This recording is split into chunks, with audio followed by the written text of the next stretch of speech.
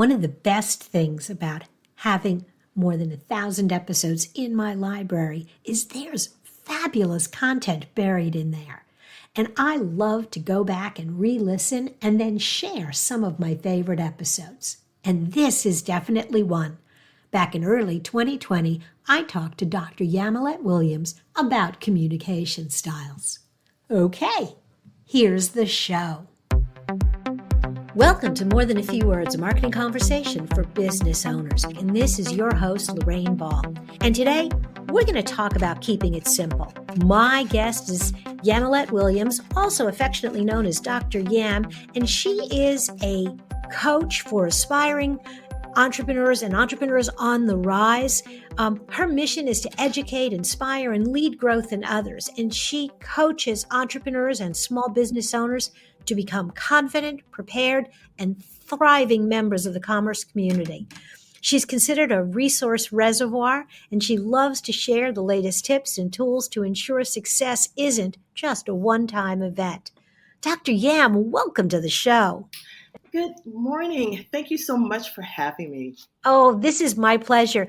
You know, as I was nosing around on your website and kind of getting to know you virtually, I know that there are so many different topics that you could talk about. But one of the things that you really spend a lot of time talking about is communication styles. And I would love to focus on that in today's conversation. It would be my pleasure. Okay, so let's start with communication styles. What are they? We all have different behaviors, right? We all get up every morning, we have our routines, but at the same time, we do these things in a pattern sense from the way in which we react and communicate with each other. And it's through those defined, predictable behaviors that one can benefit from how they can interact with one another. Now, we have like maybe 4 personality styles or communication styles that are out there, and we all comprise of all four of them. But you tend to lean or kind of have a stronger element from out of the 4. Okay, so let's start with what are the 4 communication styles? Okay, we can do that. They lend themselves in the way of either being considered outgoing versus reserved, people versus task oriented. So I'll give you an example. When you waiting in an elevator, and as the door opens, and you're curious and you're super excited to see who's on the other side. So the minute you walk in, you're pretty much apt to go like a hearty hello, how are you doing? And you press your button on your 4 and you begin to ask the person about their day. And then you may even joke about the weather. And so that individual would be considered an outgoing person, or what we can call a D personality. So if you find that you, as the listeners here on the call, if you find yourself in that group, we would call you a D personality, a dominant leading personality. As you're talking about the fact that everybody has a little bit of each of these, some people are going to definitely be more outgoing. And I bet that there are people in this audience that are horrified at the thought that somebody would get on an elevator and they would be trapped in a small space with someone talking to them who they didn't know. Yes. And that would be the reverse individual, what we would consider the more reserved person. They would look at the elevator and pray that nobody else comes on. Absolutely. And make a quick exit at the same time. So that's like your C personality. They're more contained, reserved, and compliant. Mm-hmm. So we've got kind of outgoing and reserved, but now you've got kind of people and task oriented. How does that play in? Yeah, so think about it from vacation mode. So when you're in vacation mode and if you're the type of person that before you go on vacation, you want to make sure that the lawn gets mowed, the dog goes to the kennel, the car gets serviced. You're lining up the work that has to be done before you go out, while you're going out. If that's you, you're pretty much task oriented and pretty much fall in line of a, a S personality, pretty steady. And you're also going to fall in line on both sides as well, but you will pretty much fall inside of your steady S type personality and be more task oriented. Whereas if you find yourself to be more caught up in thinking about who you'll see when you get there, how much fun you're going to have, all the different excursions you're going to do, the fun experiences, and the people you're going to enjoy with one another, you're pretty much going to be people oriented. And we put you in the I category, intuitive, interactive, that type of a personality. Okay. So I've got these 4 personalities. So how do I recognize? I mean, obviously, as I'm listening, I totally can see that I definitely gravitate to the more outgoing, but it's kind of funny because I'm an outgoing task person. When I Yeah. walk into a meeting, I want to get started right away and we'll chit chat when we're done. Mm-hmm. And Mm-hmm. so, it's kind of balancing those two. So, how do you recognize? Are there questions you can maybe think about to figure out kind of where you fall, and also, more importantly, where the other person you're talking to falls? Right. A lot of that is based on, like you're saying, asking a question and the way in which they'll ask the question. So the person, if you ask a question and the topic comes up and the first reaction is asking more of a what is it about, and more in starting from a what perspective, you're probably speaking to somebody who is a D personality. They want to get the facts and they want to move on, just like you're saying, Mm-hmm. right? Yep. Whereas if you ask the question and it's more related to a who and more people perspective, then that person's pretty much going to be in your I personality. They're more intuitive, they're more introspective, they want to engage, they're happy, they're go lucky, they're interactive.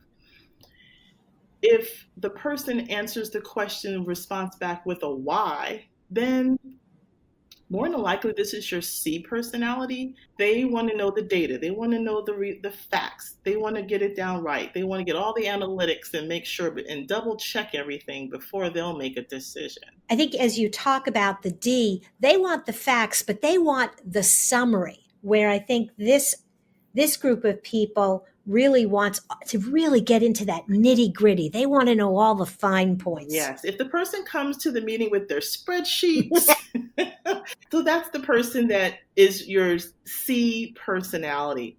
And then, of course, the person who speaks more to the responds to questions in the how is that going to happen? And how do you see that making that work? That's your S personality. They want to make sure that things are going to be smooth and they're steady and on course. And they kind of just want to make sure it's all going to be all right.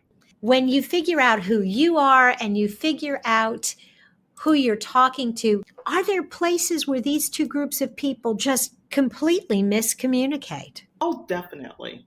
There are opportunities when you don't know what you don't know that you could not connect with those individuals in such a way that's going to benefit you, particularly for those in the entrepreneurial lane, and you're not necessarily you're pitching your idea, your product, and your services.